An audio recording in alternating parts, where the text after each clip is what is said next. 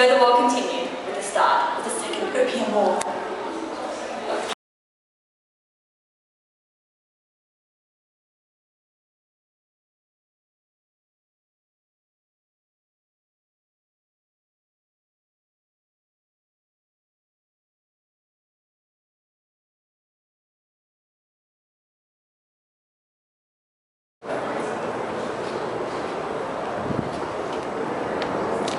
Opium, a plant cultivated as a source of food for means of anesthesia and also ritual.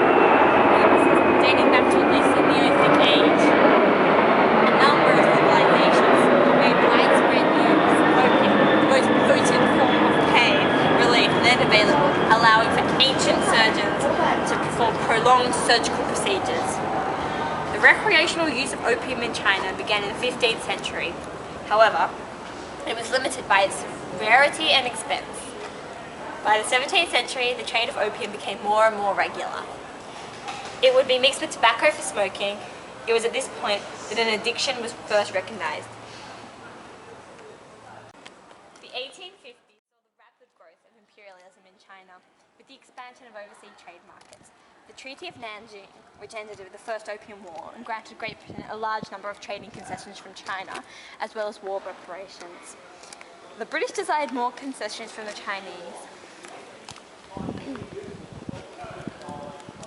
The direct cause of the war happened in October 1856, when Chinese officials boarded a Chinese-owned ship named the Arrow and arrested 12 Chinese subjects for piracy. The British objected to this move, claiming that the ship had been recently registered by the British and was protected under the Treaty of Nanjing. The British also claimed that the vessel was flying the Union Jack, and that this move by the Qing had offended the British royalty.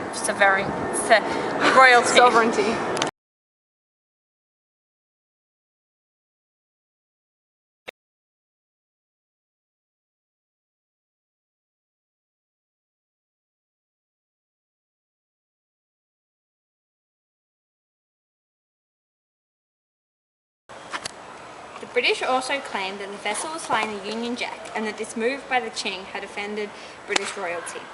In 1857, the British attacked Guangzhou and captured the fort.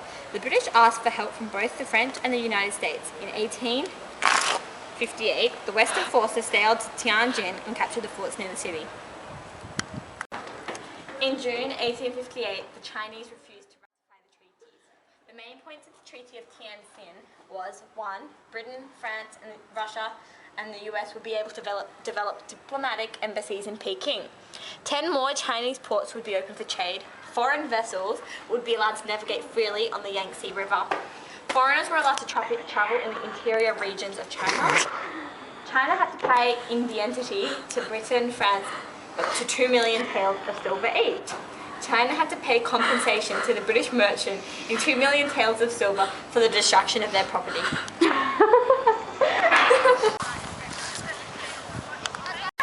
The Treaty of Aigan on the 28th of May 1858 was signed to help reinforce the Chinese and Russian borders that were determined by the Nerchinsk Treaty in 1689. The treaty gave Russia control over a non-freezing area on the Pacific coast.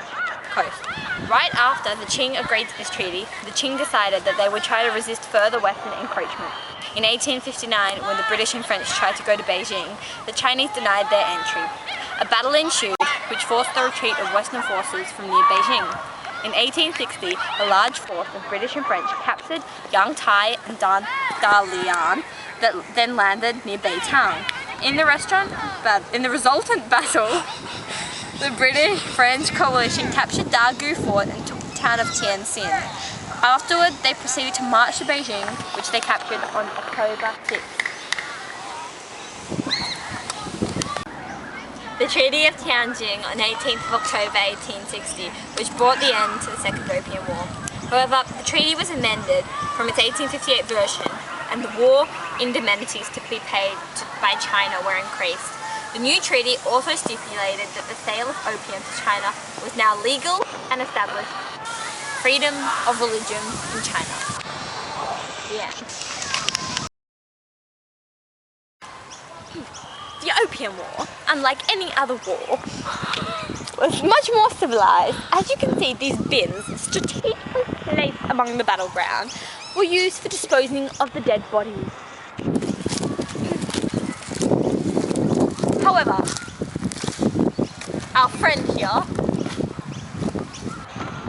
General Gao, was an unlucky man. This picture marks where he was found 200 years ago. I didn't even know if it was 200 years ago.